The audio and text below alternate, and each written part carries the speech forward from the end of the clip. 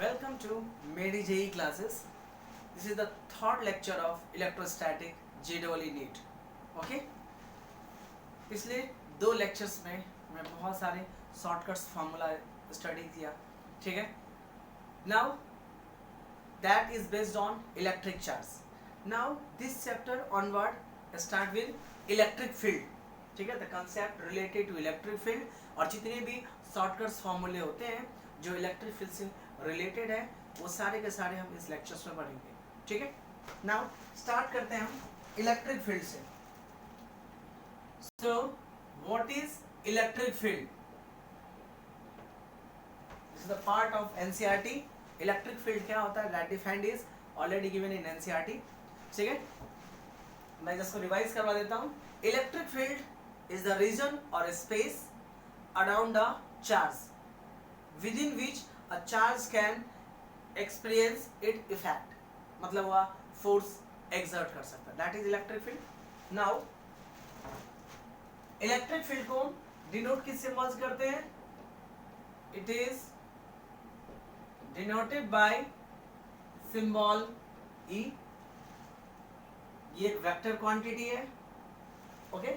Now electric field चार type के होते हैं.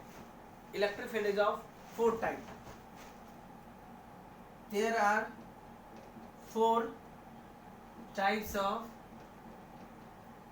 electric field. Okay. First one is uniform electric field. What is meaning of uniform electric field? Uniform electric field का मतलब होता है कि if we place any charge in uniform electric field, तो यूनिफॉर्म इलेक्ट्रिक फील्ड जो है वो charge पे हर एक पॉइंट पे इक्वल फोर्स एक्सर्ट करे.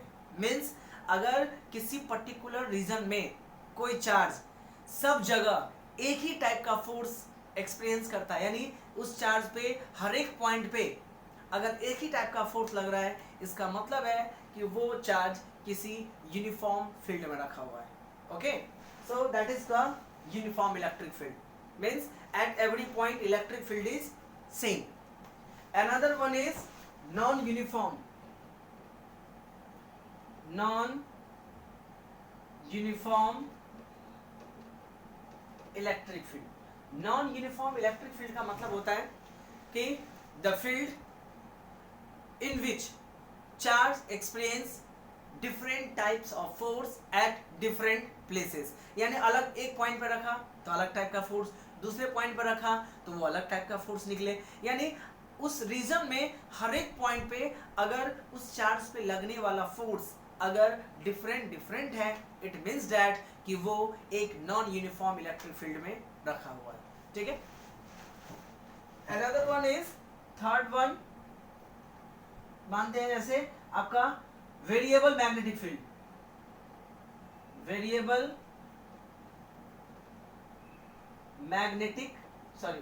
इलेक्ट्रिक फील्ड, इलेक्ट्रिक फील्ड कई बार सिमिलर लगता है कि non uniform electric field and variable field दोनों एक टाइप का सेम है, बट सेम टाइप का नहीं है, उसमें थोड़ा सा डिफरेंस है. देखते क्या है? तो नॉन यूनिफॉर्म क्या था, जिसमें एक बार इलेक्ट्रिक फील्ड सेट हो गया, अब चार्ज को अलग अलग पॉइंट पे रख के चेक कर रहे हैं तो हर एक पॉइंट पे फोर्सेस अलग अलग आ रहा है. इसका मतलब है नॉन यूनिफॉर्म है. वेरिएबल फोर्स फील्ड का मतलब होता है the electric field which vary according to the time. यानी एक पॉइंट पे इलेक्ट्रिक फील्ड अलग है, दूसरे टाइम पे इलेक्ट्रिक फील्ड अलग है, तीसरे टाइम पे इलेक्ट्रिक फील्ड अलग है, ठीक है? अब नॉन यूनिफॉर्म में क्या हो सकता है कि हो सकता है कि इतना रीजन में एक ही टाइप का फोर्स लगे और थोड़ा आगे जाने पे फोर्स अलग हो गया हो, थोड़ा अलग आने पे फोर्स, यानी हो सकता है कि पर्टिकुलर रीजन में एक ही टाइप का फोर्स लगे. इतना रीजन में मान लीजिए कि इतना रीजन में ऐसा भी हो सकता है कि पर्टिकुलर रीजन में इलेक्ट्रिक फील्ड सेम है और आगे जाने के बाद में इस पर्टिकुलर रीजन में इलेक्ट्रिक फोर्स का वैल्यू अलग हो गया. यानी इसमें इलेक्ट्रिक फोर्स अलग, इसमें इलेक्ट्रिक फोर्स अलग, लेकिन है तो ये एक ही इलेक्ट्रिक फील्ड का पार्ट ना. तो this is called the non uniform. And time very का मतलब होता है यहाँ पे अलग इलेक्ट्रिक फील्ड है, यहाँ पे अलग इलेक्ट्रिक, यानी हर एक पॉइंट पे अलग अलग इलेक्ट्रिक फील्ड होता है, और यानी टाइम के साथ वेरी करे, यानी एक टाइम पे अलग इलेक्ट्रिक फील्ड, ठीक है, दूसरे टाइम पे इलेक्ट्रिक फील्ड का वैल्यू बढ़ गया, तीसरे टाइम पे इलेक्ट्रिक फील्ड का वैल्यू घट गया, तो उसको बोलते हैं हम वेरिएबल इलेक्ट्रिक फील्ड। यानी ऐसा जो फील्ड होता है that is function of time, it is not F, this is the function of time. मतलब टाइम चेंज करोगे तो इलेक्ट्रिक फील्ड का वैल्यू क्या हो जाएगा, चेंज हो जाएगा, that is called the variable electric field. And fourth one is constant electric field. Constant electric field, constant electric field का मतलब होता है ऐसा इलेक्ट्रिक फील्ड जो टाइम के साथ वेरी ना करे, that is independent from time. इसका मतलब ये नहीं होता है कि वो वेरी नहीं कर सकता, डिस्टेंस के साथ कर सकता, लेकिन यहाँ पे कांस्टेंट इलेक्ट्रिक फील्ड मतलब ऐसा इलेक्ट्रिक फील्ड जो टाइम के साथ वैल्यू में चेंजेस नहीं आए, यानी टाइम से इंडिपेंडेंट हो, ऐसे इलेक्ट्रिक फील्ड को आपका कांस्टेंट इलेक्ट्रिक फील्ड बोलते हैं, ठीक है। That is electric field is not a function of time. So basically ये चार टाइप के टर्म्स यूज किए जाते हैं, uniform electric field, non uniform electric field, variable electric field and constant electric field, ठीक है। दिस इज द चार type of force हो गया। Now electric field is conservative in nature. Coulomb's law, Coulomb's force भी conservative है, and electric field is also conservative in nature. ये class 11th का competition का पार्ट है, बुक में तो नहीं दिया गया है कि what is meaning of competitive and what is meaning of आपका conservative force and what is meaning of non conservative force. वहां पे एक्सप्लेन किया था कि the force whose work done depends on path is known as non conservative force, like friction. कहने का मतलब हुआ कि बॉडी यहाँ से यहाँ गया, अगर आप ये पाथ फॉलो करो और ये पाथ फॉलो करो, दोनों का डिस्प्लेसमेंट क्या है, सेम, बट अगर मान लीजिए ये पार्ट, ये जो पाथ है वो रफ है और ये पार्ट आपका स्मूथ है, तो किसी बॉडी को स्लाइड करने में किसमें वर्क डन ज्यादा करना पड़ेगा, अब इसी वाले बोलेंगे रफ में। तो जब डिस्प्लेसमेंट सेम है तो फिर वर्क डन सेम होना चाहिए, लेकिन इसमें वर्क डन ज्यादा करना पड़ेगा। रीजन कि इस केस में आप जो फोर्स लग रहा है बॉडी और सरफेस के बीच में वो फ्रिक्शन फोर्स है, एंड फ्रिक्शन फोर्स एक नॉन कंजर्वेटिव फोर्स है, एंड नॉन कंजर्वेटिव फोर्स का वर्क डन पाथ पे डिपेंड करता है कि कौन से रास्ते से आप मूव कर रहे हो, उस पर डिपेंड करता है, ठीक है। और ये सिंगल इकलौता ऐसा एग्जांपल है जिस केस में बॉडी का डिस्प्लेसमेंट जीरो है फिर भी बॉडी पे वर्क डन होता है, तब जब उस बॉडी पे नॉन कंजर्वेटिव फोर्स लगता हो। जनरली हम यही पढ़ते हैं कि अगर डिस्प्लेसमेंट जीरो हो गया तो वर्क डन जीरो हो जाता है, बट उस बॉडी पे अगर नॉन कंजर्वेटिव फोर्स लग रहा है तो फिर वो वर्क डन जिस पॉइंट से चला है अगर टर्न होके उसी पॉइंट पे पहुंच भी गया तो वर्क डन का वैल्यू जो है वो जीरो नहीं होता है, ठीक है। That is called the non conservative. And conservative का मतलब होता है जो पाथ पे डिपेंड नहीं करता है, यानी the force which does not depends upon path is known as conservative. For example gravitational force की बात करो तो आप यहाँ से बॉडी को या तो डायरेक्टली उठा के यहाँ प्लेस करो या फिर कोई दूसरा रास्ता से आप यहाँ प्लेस करो, दोनों ही केस में जो वर्क डन है वो mgh ही होगा। तो ये बात करते हैं फोर्स का, ठीक है। ये था force, conservative non conservative. Like the same field भी कंजर्वेटिव एंड नॉन कंजर्वेटिव होता है। जैसे ग्रेविटेशनल फील्ड कंजर्वेटिव होता है, मतलब हुआ कि अर्थ का जितना डिस्टेंस तक ग्रेविटेशनल फील्ड है उसमें आप बॉडी को स्ट्रेट उठाओ या टर्न करके उठाओ, वर्क डन सेम होगा। सो जिस फील्ड में वर्क डन पाथ पे डिपेंड नहीं करता उसको बोलते हैं हम conservative field. Like the same electric field जो है वो आप पाथ पे डिपेंड नहीं करता, यानी इलेक्ट्रिक फील्ड में बॉडी पे जो वर्क डन करोगे वो पाथ पे डिपेंड नहीं करता। That's why electric field is called conservative field, ठीक है। Electric field is a conservative field. और कंजर्वेटिव फील्ड का कंडीशन क्या होता है कि cyclic integration of E dot dl, cyclic integration of E vector dot D L vector is equal to, ठीक है, D L vector is equal to 0। अगर ये कंडीशन ट्रू है, साइक्लिक इंटीग्रेशन का मतलब हुआ किसी क्लोज सरफेस के अराउंड में इंटीग्रेट करना। जैसे मान लो यहाँ से कोई चीज स्टार्ट हुआ है, अब इंटीग्रेशन का मतलब हुआ ये सारे पार्ट को, मतलब कोई बॉडी इस पाथ को फॉलो किया, इस सारे पाथ को अगर ऐड करूंगा तो फिर से बॉडी का यही पहुंच जाएगा। तो डिस्प्लेसमेंट कितना हो गया 0, डिस्प्लेसमेंट 0, तो वर्क डन कितना हो जाएगा आपका 0। तो ये दिखाता है, ये जो सर्कल दिखाता है इधर साइक्लिक इंटीग्रेशन, मतलब integration around the close surface.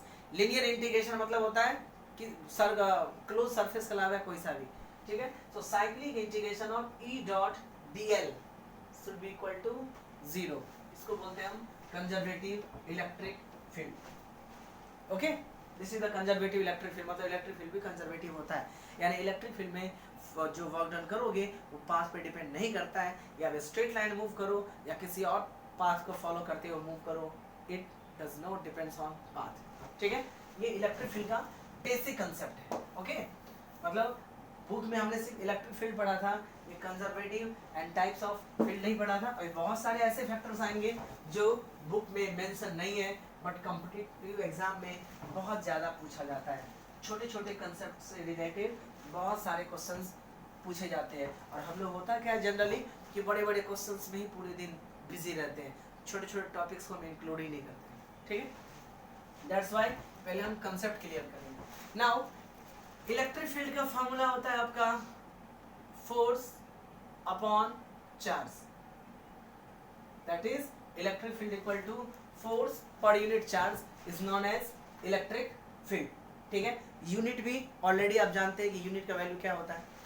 Okay, that यहां से निकालेंगे F equal to Q naught into E. This electric field is the electric field due to the charge particle, ठीक है। नाउ F इक्वल टू, यानी कोई भी charge particle अगर किसी एक्सटर्नल इलेक्ट्रिक फील्ड में रखा हुआ है, in that condition the force acting on that body is given by F equal to Q into E, ठीक है। नाउ न्यूटन के थर्ड लॉ से, सॉरी सेकेंड लॉ से, from Newton's second law what we know, F equal to ma mass into acceleration. अगर हम charge particle की बात करें तो ये चार्ज पार्टिकल पे क्या है फोर्स, और अगर if m is the mass of charge particle and a is the acceleration of charge particle, तो ये भी क्या है फोर्स। इन दोनों को कंपेयर करेंगे तो ma equal to q naught e। Okay, so a equal to q naught e upon m। What is this? This is the expression of acceleration of charge particle in external electric field. किसी भी electric field में charge particle पे लगने वाले acceleration का expression है। So this is the acceleration of charge particle in external electric field. Now यहाँ पे भी एक कई बार कंफ्यूजन है, what is meaning of external electric field. जैसे मान लीजिए कि कोई चार्ज पार्टिकल हमने यहाँ पर रख दिया, तो हर एक चार्ज पार्टिकल का अपना एक फील्ड होता है, यानी ये जहां तक रहेगा अपना फील्ड एक्सर्ट करेगा। तो this is the field due to charge particle, but पहले से ही आपने इलेक्ट्रिक फील्ड सेट कर रखा है और उसमें आपने चार्ज पार्टिकल रखा है। तो if charge particle placed in external field, मतलब हुआ ये जो इलेक्ट्रिक फील्ड है वही चार्ज पार्टिकल का नहीं है, कहीं से आपने क्रिएट किया हुआ है देन प्लेस किया, that's why this is called the external electric field, ठीक है। नाउ यहां से न्यूटन का इक्वेशन ऑफ मोशन आपको याद होगा, सेम चार्ज पे भी लगता है, ठीक है। तो देखते हैं पहला, the velocity gained by charged particle in time t T time में कोई चार्ज पार्टिकल इलेक्ट्रिक फील्ड में कितना वेलोसिटी गेन कर लेगा, देख लीजिए, that is v is given by v naught plus क्या होता है at, v equal to u plus at। यहाँ एक्सेलरेशन कितना है आपका qe upon m into t। What is v naught, this is initial speed और velocity of charge particle. Okay, now second,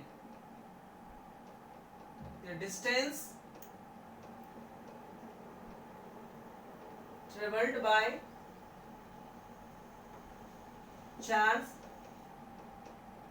particle in time t। T time में कोई charge particle कितना distance travel करेगा, formula you know already, S equal to V naught T plus half Q E by M into T square. ठीक है, यानी ये formula charge particle पे भी वैलिड होता है। ठीक है, और इससे बहुत अच्छा खासा क्वेश्चन पूछा जाता है कंपटीशन एग्जाम में। ठीक है, that is v not T plus half qe upon mt, यानी एक्सेलरेशन का वैल्यू वो नहीं रखना है जो मैकेनिक्स में रखते हैं, एक्सेलरेशन का वैल्यू qe बाय m रखेंगे तो ये सारा फॉर्मूला चार्ज पे वैलिड हो जाता है। ठीक है, नाउ थर्ड फॉर्मूला है कि if we release the charge particle for free fall, मैंने फ्री फॉल में छोड़ दिया, h हाइट से मैंने फ्री फॉल करवा दिया है, then what is the time taken to cover h distance. जैसे नॉर्मल निकालते थे कि 10 मीटर का हाइट से बॉडी को गिरा दें तो बताओ कितना टाइम लगेगा ग्राउंड पे पहुंचने में। ठीक है, so the time taken by the charge particle, time taken by the charge particle to fall from the height h, h height से नीचे गिरने पर टाइम निकालने कितना लगेगा, that t is given by under root of 2 m h upon q e।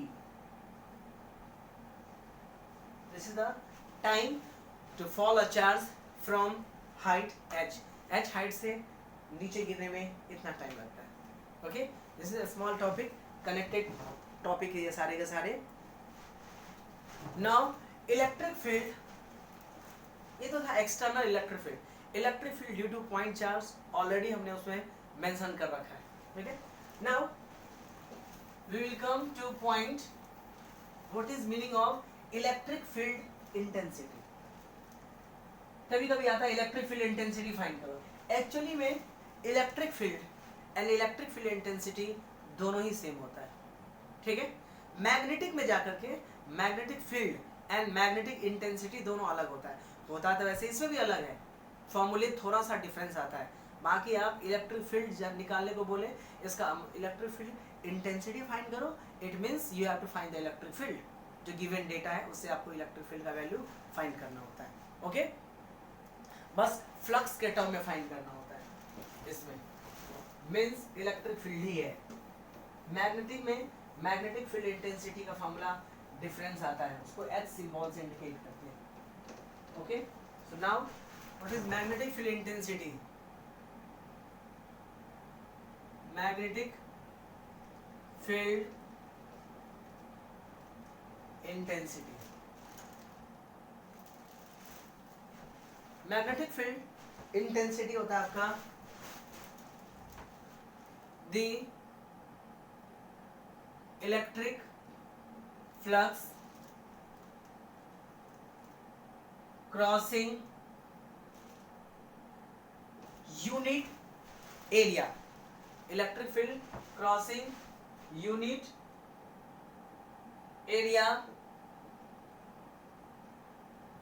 normally is known as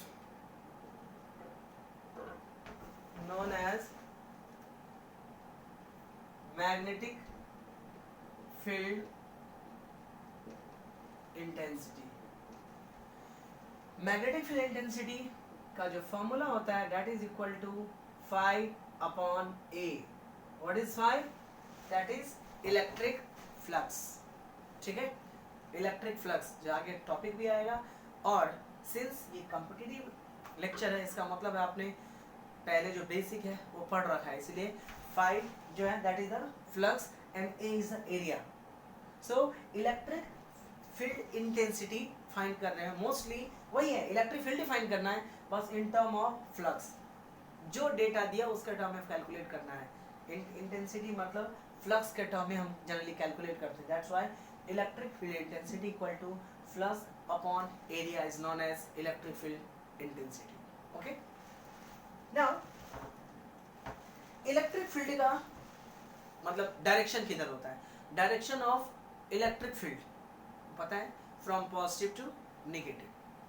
now electric force का direction जो होता है, देखिए क्या होता है, F equal to Q into E in terms of vector.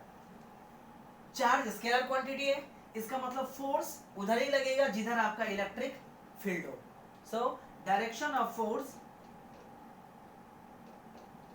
Direction of force on charge is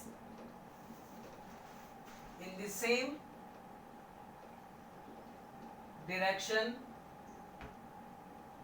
of electric field। जिस direction में इलेक्ट्रिक फील्ड होगा, इलेक्ट्रिक फोर्स का भी डायरेक्शन आपका एज इट इज होता है। ओके, इलेक्ट्रिक फील्ड का unit of electric field, एक तो आपका E इक्वल टू F/Q होता है, तो न्यूटन पर कूलम भी होता है, और दूसरे टर्म में इसको वोल्ट पर मीटर भी बोलते हैं in terms of voltage, second chapter में आएगा। ठीक है, volt upon meter is also unit of electric field. ठीक है, now if we place positive charge, positive charge पे इलेक्ट्रिक फोर्स किधर लगता है, एंड निगेटिव चार्ज पे इलेक्ट्रिक फोर्स किधर लगता है। Okay, so positive the force on positive charge, जैसे अल्फा, लाइक अल्फा पार्टिकल हो गया, प्रोटॉन, न्यूट्रॉन, ये सारे पॉजिटिव पार्टिकल है, is always in the direction of, ठीक है, is always in the direction of electric field. यानी जिस डायरेक्शन में इलेक्ट्रिक फील्ड होगा, फोर्स का भी डायरेक्शन एग्जैक्टली उधर ही होगा। एग्जाम्पल देख लीजिए। एंड दूसरा चीज है कि निगेटिव चार्ज होता है, निगेटिव चार्ज पे जो फोर्स होता है that always acts opposite to the electric field, and force on negative charge is always opposite to electric field. देखिए कैसे, एग्जाम्पल से बता देता हूँ। मान लीजिए कि ये आपने इलेक्ट्रिक फील्ड रख दिया है, ओके, पैरेलल है, parallel field generally electric field uniform होता है। ओके, यहाँ पे हमने रखा पॉजिटिव चार्ज, यहाँ पे रखा negative charge, this is the direction of external electric field. Now बचा इसका मोशन का डायरेक्शन, तो पॉजिटिव चार्ज हमेशा ही राइट साइड जाएगा, इलेक्ट्रिक फील्ड जहाँ होगा पॉजिटिव उधर ही जाएगा, एंड नेगेटिव चार्ज ठीक उसका उल्टा मूव करता है, यानी इलेक्ट्रॉन पे फोर्स इलेक्ट्रिक फील्ड के उल्टा लगता है। तो ये जो पॉजिटिव चार्ज है वो 100% इधर मूव करेगा, एंड ये जो नेगेटिव चार्ज है वो कहीं नहीं जाएगा, वो डायरेक्टली जस्ट अपोजिट मूव कर जाएगा। अगर फील्ड यूनिफॉर्म है तो पॉजिटिव चार्ज जो होता है that always move just in the direction of electric field and negative charge जो होता है that move opposite to the electric field. Okay, now एक और कंसेप्ट आता है converging electric field, diverging electric field and uniform electric field का। Okay, वो topic देख लेते हैं। What is meaning of converging, diverging and converging होता है तो क्या होता है, डाइवर्जिंग होता है तो इलेक्ट्रिक फील्ड क्या होता है। देखिए, if a charge assume Q naught is placed in external electric field E, कोई Q naught चार्ज है जिसको आपने एक्सटर्नल इलेक्ट्रिक फील्ड में E रखा है, ऑब्वियस सी बात है फोर्स लगेगा and it experience a force F, force लगेगा F से। नाउ इस केस में एक तो एक्सटर्नल फील्ड है E एंड Q naught जो चार्ज है वो भी अपना इलेक्ट्रिक फील्ड प्रोड्यूस करेगा। So F upon Q naught ये क्या होगा, that is electric field produced due to this point charge, electric field due to charge Q naught and E क्या है, external electric field, it is an external electric field. Now case 1, if E is यानी charge जो electric field produce करता है अगर उसका value external electric field से ज्यादा है, इसका मतलब हुआ कि जो एक्सटर्नल इलेक्ट्रिक फील्ड है वो आपका डाइवर्जिंग नेचर का है, मीन्स that field is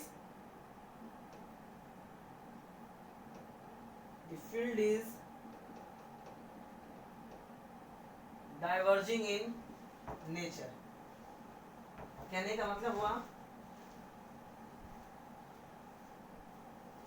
देखिए कि डाइवर्जिंग है, यानी जैसे जैसे आगे जा रहा है वैसे वैसे फील्ड का बीच का डिस्टेंस क्या हो रहा है, बढ़ रहा है। इसका मतलब है कि इलेक्ट्रिक फील्ड, आपने इलेक्ट्रिक फील्ड लाइन से पढ़ा है कि जितना ज़्यादा इलेक्ट्रिक फील्ड लाइंस क्लोज होता है इलेक्ट्रिक फील्ड उतना ज़्यादा स्ट्रांग होता है। यहाँ फील्ड क्या हो रहा है, धीरे धीरे स्प्रेड हो रहा है, डाइवर्ज हो रहा है, तो इसका मतलब हुआ कि एक्सटर्नल इलेक्ट्रिक फील्ड का वैल्यू घट रहा है एंड जो अगर आप चार्ज रखोगे तो उसके कारण से इलेक्ट्रिक फील्ड ज़्यादा होगा। तो फील्ड डाइवर्जिंग है या कन्वर्जिंग है, उसके लिए कंडीशन ये है कि चार्ज का इलेक्ट्रिक फील्ड अगर एक्सटर्नल इलेक्ट्रिक फील्ड से बड़ा है तो फील्ड डाइवर्जिंग है। दूसरा case, if E is equal to F by Q naught, यानी external electric field is equal to the electric field produced due to charge. इसका मतलब हुआ कि ये यूनिफॉर्म इलेक्ट्रिक फील्ड है।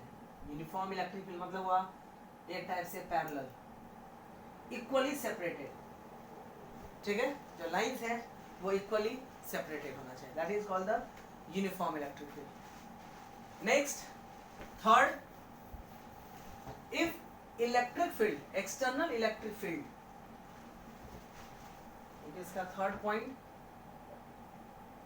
If external electric field is greater than F by Q naught I, in that condition जो field is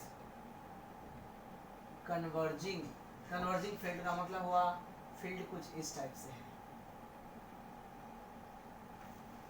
ठीक है। आगे जाके field क्या हो रहा है, मतलब जो lines है वो close हो रहा है, और lines जितना close होगा इलेक्ट्रिक फील्ड बढ़ जाएगा।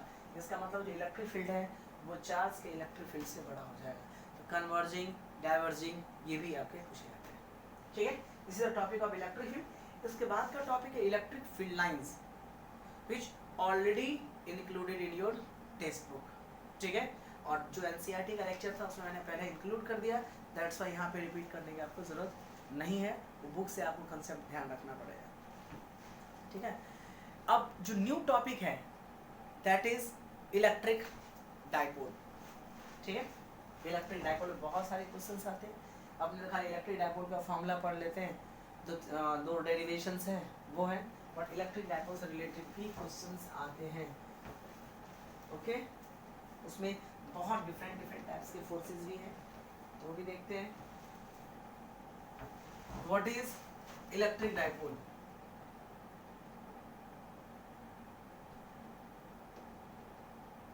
इलेक्ट्रिक डाइपोल भी concept already NCERT में,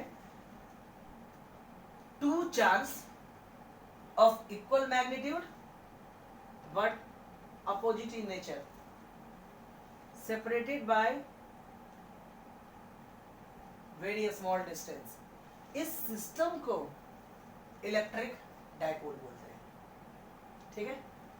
इसके डिस्टेंस को हम 2a सिंबल से लेते हैं। 2a सिंबल क्यों? बिकॉज जो भी मेजरमेंट होता है वो सेंटर से होता है, तो मैं सेंटर से मेजरमेंट करूंगा तो ये a और ये a हो जाए, कैलकुलेशन इजी हो जाए, इसीलिए। अदरवाइज आप d लेके भी सॉल्व करो तो भी वही आंसर आएगा, ठीक है। So this system, this arrangement is known as electric dipole. Electric dipole को किस, इलेक्ट्रिक डाइपोल मोमेंट को किससे इंडिकेट करते हैं? इलेक्ट्रिक डाइपोल मोमेंट को डिनोट करते हैं P सिंबल से। ये वेक्टर है एंड जो डायरेक्शन होता है that is from negative to positive, यानी इलेक्ट्रिक फील्ड का ठीक उल्टा, ठीक है। P का फॉर्मूला होता है Q2, अगर वेक्टर फॉर्म में लिखना है तो, क्योंकि चार्ज का स्केलर होता है, इधर वेक्टर है तो ये जो लेंथ लेते हैं वो आप वेक्टर फॉर्म में यानी और स्केलर फॉर्म में लिखोगे, यानी सिर्फ मैग्नीट्यूड का फॉर्म में लिखोगे तो that is equal to 2a3। This is the electric dipole, ठीक है। Unit is coulomb metre, charge into distance है, that is called the coulomb metre. Now what is ideal dipole और पॉइंट डाइपोल, ठीक है। Ideal dipole और point dipole. Dipole में क्या है? ये चार्ज और डिस्टेंस का यूनिट है, सो अब ऐसे बोल सकते हैं आइडियल डाइपोल और पॉइंट डाइपोल। आइडियल डाइपोल और पॉइंट डाइपोल देखिए क्या होता है। P का फॉर्मूला क्या होता है? 2a3, that is charge into distance. If Q is tending to infinite, मतलब हुआ चार्ज का मैग्नीट्यूड बहुत ज्यादा हो, and 2a is tending to 0, और उनके बीच जो डिस्टेंस है वो बहुत नेग्लिजिबल हो, टेंडिंग टू 0। चार्जेस टेंडिंग यानी अगर जो डाइपोल है उसमें चार्ज का मैग्नीट्यूड बहुत बड़ा हो जाए एंड जो दोनों चार्ज के बीच का डिस्टेंस है वो डिस्टेंस बहुत ही नेग्लिजिबल हो जाए, इन दैट कंडीशन ऐसे डाइपोल को या तो पॉइंट डाइपोल बोलते हैं। पॉइंट डाइपोल इसलिए क्योंकि डिस्टेंस बहुत नेग्लिजिबल हो जाएगा तो दोनों चार्ज बहुत क्लोज हो जाएंगे, यानी दूर से देखोगे तो आपको जस्ट पॉइंट नजर आएगा, ठीक है। And this is also known as ideal dipole. Then dipole is said to be point dipole और ideal dipole के नाम से इसको जानते हैं, okay. Now electric field due to dipole, उसके दो डेरिवेशंस होते हैं, at the equatorial point and another one is at axial point, जो ऑलरेडी एनसीईआरटी में है बट फार्मूला यहाँ लिखेंगे, इसका जनरल फार्मूला भी होता है। So electric field at the axial point of dipole. यहाँ पे ऐसे मान लीजिए यहाँ पे पॉजिटिव क्यू, यहाँ पे माइनस क्यू, ये एक डाइपोल है जिसके बीच का डिस्टेंस 2a है and we have to find the electric field due to this dipole on axial line. यानी इस साइड भी किसी पॉइंट पे, यानी यहाँ दो चार्ज है तो इसके कारण से किसी पर्टिकुलर पॉइंट पे इलेक्ट्रिक फील्ड क्या होता है, तो किसी पॉइंट पे हमने ऑलरेडी फाइंड कर रखा है। फॉर्मूला क्या होता है, electric field at the axial point is given by 2 k p r upon r square minus square का होल स्क्वायर। इसमें स्पेशल केस भी हमने पढ़ा कि if r is very very greater than a, तो एक्चुअली में जो एक्सियल और खास करके न्यूमेरिकल में जो यूज करते हैं वो ये स्पेशल केस यूज करते हैं, which is equal to 2kp upon r cube. This is the electric field at the axial point of electric dipole. Okay. Similarly, the electric field at equatorial point. ठीक है. Another one is electric field at equatorial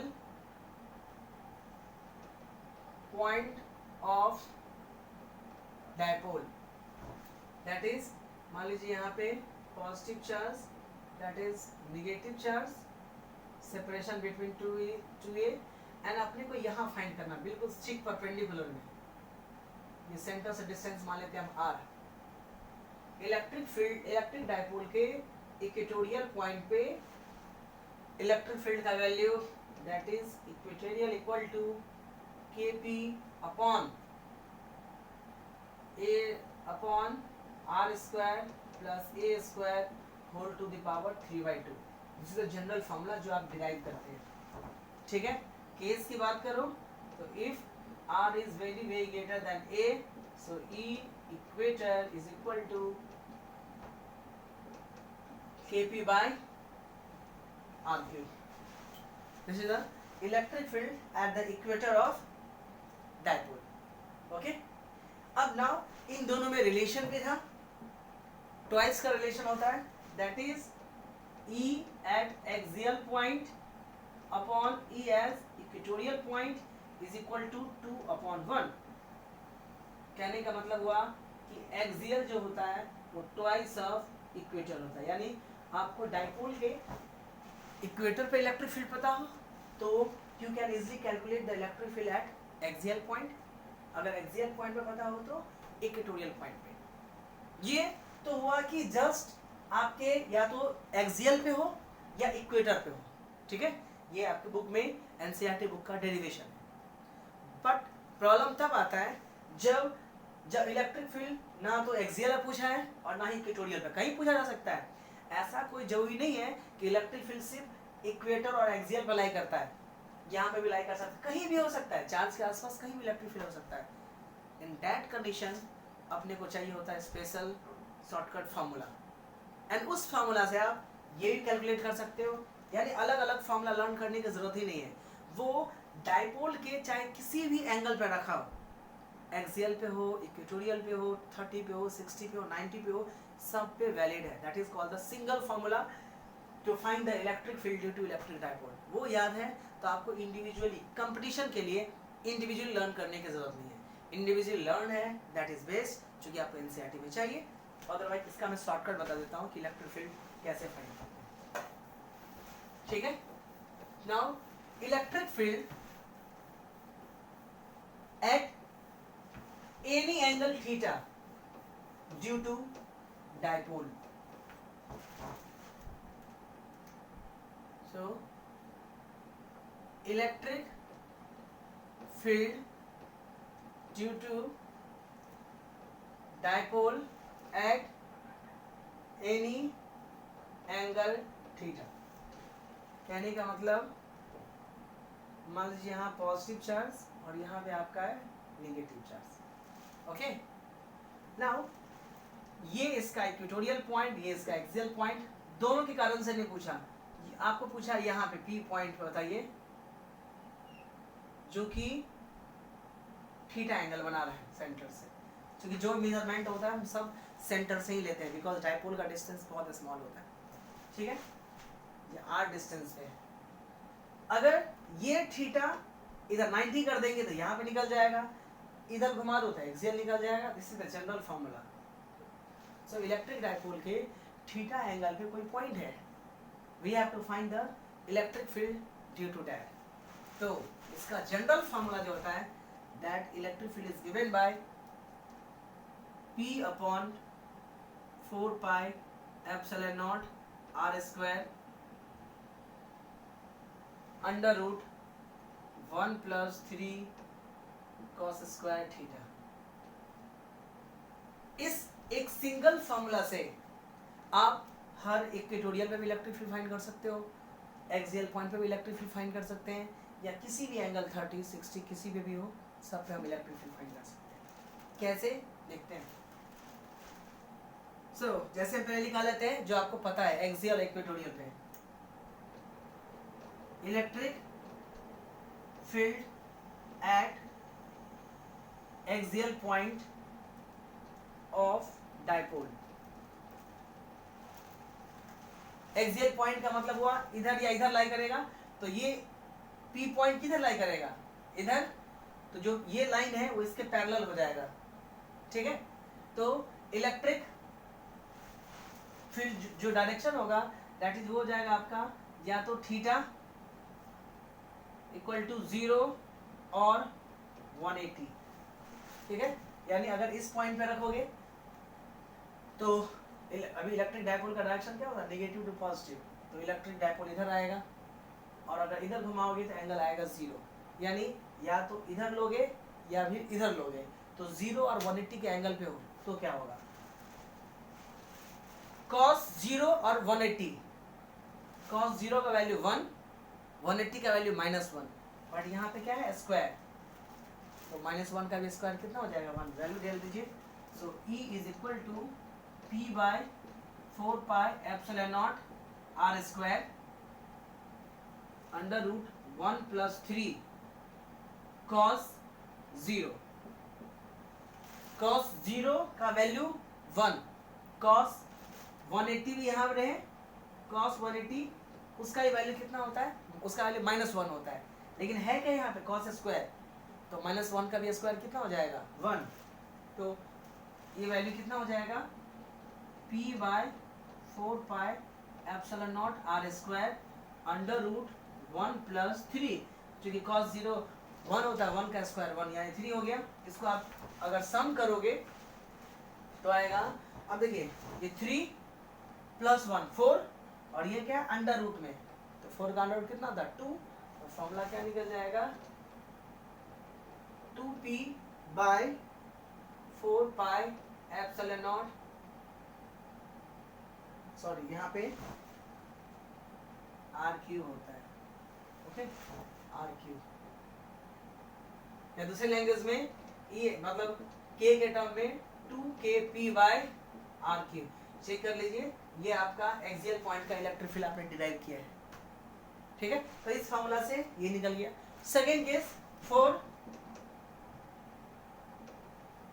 equator, theta का value कितना हो जाएगा 90, क्योंकि ये जो है इधर घूम जाएगा, तो ये एंगल 90 हो जाएगा, थीटा को 90, cos 90 होता है 0, यानी ये पूरा टर्म ही कितना हो जाएगा 0, तो बच क्या जाएगा अंडर रूट 1 यानी 1।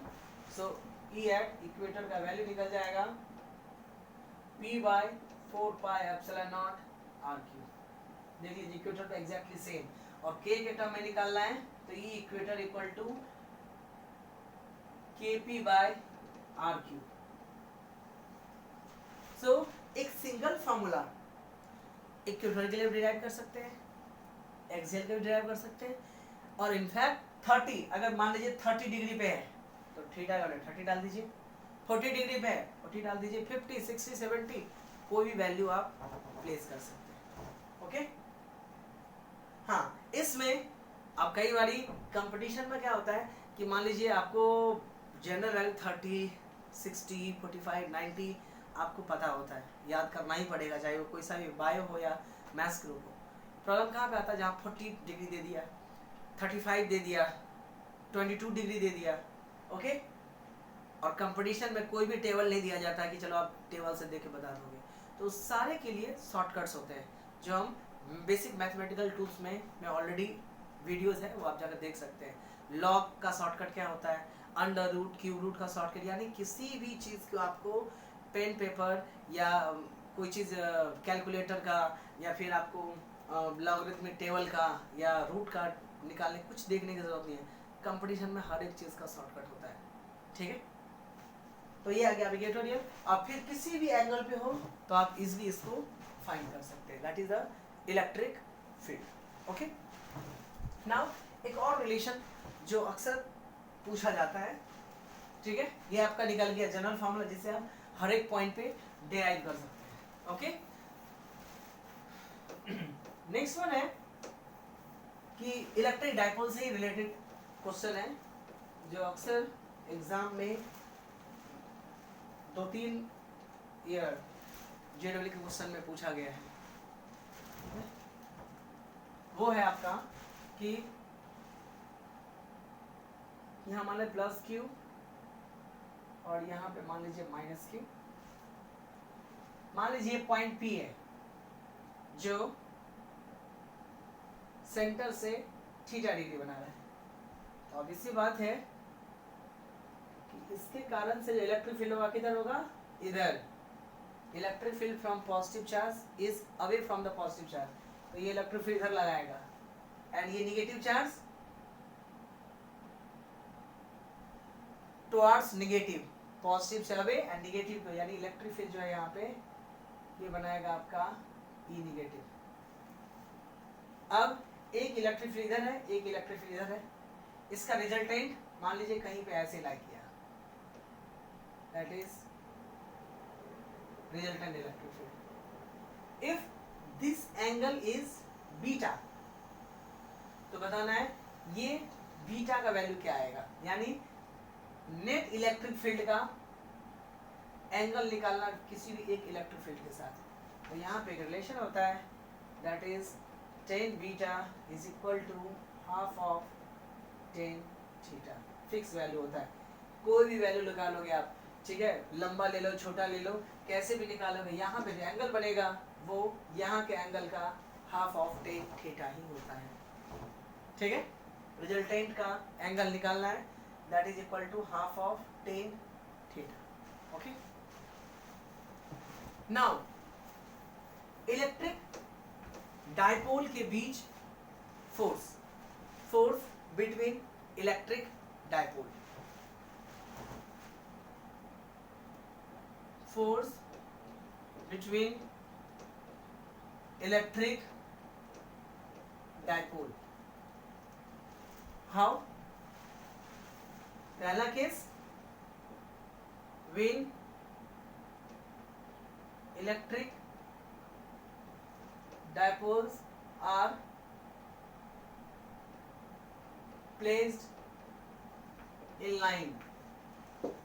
कहने का मतलब, मान लीजिए यहाँ पे नेगेटिव चार्ज है, यहाँ पॉजिटिव चार्ज है, ओके। इसका डाइपोल मोमेंट मान लेते हैं हम P1 जो कि नेगेटिव से पॉजिटिव होगा, एंड सेम लाइन पे एक दूसरा इलेक्ट्रिक डाइपोल है नियर बाई में ही, जहाँ पे माइनस क्यू और प्लस क्यू है, इसका डाइपोल मोमेंट मान लेते हैं P2। दो डाइपोल को एक दूसरे के नियर बाय में रख दिया है, तो अब इसी बात है, ये चार्ज है तो चार्ज एक दूसरे को फोर्स लगाएगा ही अगर बहुत नियर बाय में है तो। Then what is the force between this dipole and this dipole, इसका एक शॉर्टकट फॉर्मूला होता है, ध्यान रखने का। इस केस में जो फोर्स होता है that is given by 6p1 p2 upon 4 pi epsilon naught r to the power 4, यानी दोनों डाइपोल मोमेंट का 6 टाइम कर देने का। एंड ये तो k का वैल्यू होता है, अगर और दूसरे टर्म में देखो तो f equal to 6k p1 p2 upon r to the power 4। This is the force between two electric dipole when placed in line, एक दूसरे के एक्सियल लाइन पे लाई करें, ठीक है। First case. सेकेंड केस ऐसे अरेंज कर सकते हैं, पैरेलल भी अरेंज किया जा सकता है। So when electric dipole placed parallel to each other, उस केस में क्या होगा, ठीक है। फर्स्ट केस था, या second case when placed parallel to each other, अगर दूसरे के पैरेलल रखेंगे दैट मीन्स या तो आप ऐसे रख दो minus Q plus Q plus Q minus Q, इसका इधर कितना हो जाएगा P1, इसका किधर हो जाएगा P2, पैरेलल रख दिया। ऐसे रखो कोई फर्क नहीं पड़ता है। पैरेलल जब दो डायपोल का रखोगे तो उसके बीच लगने वाला जो फोर्स होता है that is given by 3k P1 P2 upon r to the power 4, यानी इसका ठीक आधा कर देंगे, ठीक है। ये कैलकुलेटेड वैल्यू है, ओके। फाइंड करने जाओ तो डेरिवेशन दो बेस का निकलेगा, दैट्स व्हाई आपको ये स्टैंडर्ड फार्मूला कंपटीशन के लिए ध्यान रखना है, ओके। एक हो गया इन लाइन, एक हो गया एक दूसरे के पैरेलल, एंड थर्ड वन है एक दूसरे के परपेंडिकुलर, ठीक है। मैं तीसरा केस निकाल देता हूं, placed perpendicular to each other. कहने का मतलब एक डायपोल आपने रखा है ऐसा, मान लीजिए यहाँ पे प्लस क्यू माइनस क्यू, इधर डायपोल का डायरेक्शन होगा मान लीजिए P1, एंड अनदर वन जो है that is minus Q plus Q, इसका डायपोल मोमेंट है P2, और इसके सेंटर के बीच जो डिस्टेंस वो मान लेते हैं r, यानी इस डायपोल और इसके सेंटर के बीच, मतलब वही हुआ इसके सेंटर और इसके सेंटर के बीच, अगर यहाँ प्रॉब्लम हो यहाँ लिख दीजिए कि ये डिस्टेंस है r, ठीक है। यहाँ पे भी ये जो आपका r था वो था आपका इसके सेंटर और इसके सेंटर के बीच का डिस्टेंस। यहाँ पे जो r था दैट इज इसके सेंटर और इसके सेंटर और इसके सेंटर के बीच का डिस्टेंस था, और यहाँ पे भी इस डायपोल और इस डायपोल के सेंटर के बीच का डिस्टेंस r है। तो यहाँ पे जो फोर्स का वैल्यू आता है that is given by 2k P1 P2 upon 4 pi epsilon naught r to the power 4, sorry आपने k लगा दिया तो फिर directly r to the power 4, F is equal to 2k P1 P2 r to the power 4। ये तीन arrangement हो गया, ठीक है। मोस्टली तीन अरेंजमेंट ही केस में आता है ये वैल्यू, ठीक है। So this is the force on dipole moment, okay. तो इसमें इलेक्ट्रिक फील्ड से रिलेटेड टॉपिक्स इंक्लूड किया। अब जो पार्ट बचता है वो कुछ गॉस लॉ के एप्लीकेशंस हैं और कुछ डिफरेंट टाइप के शॉर्टकट्स भी हैं। एक्चुअली में जब बहुत सारे क्वेश्चन सॉल्व करते हैं तो वहाँ पे बहुत सारे शॉर्टकट्स क्रिएट होते हैं, ठीक है। तो अब एक अलग से जो लेक्चर रखेंगे तो फिर बहुत सारे शॉर्टकट्स, इसके अलावा भी बहुत सारे चीज़ें आती हैं कि क्वेश्चन को अटेम्प्ट कैसे करना है, वो हम नेक्स्ट लेक्चर में इंक्लूड करेंगे, ओके। पहले तो जो एक लेक्चर और बचा है, जो पहले चैप्टर का थ्योरी कंप्लीट हो जाएगा। इस सारे थ्योरी को अच्छे से लर्न करना है, फॉर्मूले तो पता होना चाहिए तो ही होगा। और देन आफ्टर बहुत सारे क्वेश्चंस हम करेंगे, बहुत सारे इसमें अभी भी शॉर्टकट्स आए हैं जो डायरेक्टली फार्मूला है, और बहुत सारी चीज़ें अभी आएंगे, ठीक है। That will proceed in next lecture, ठीक है, ओके।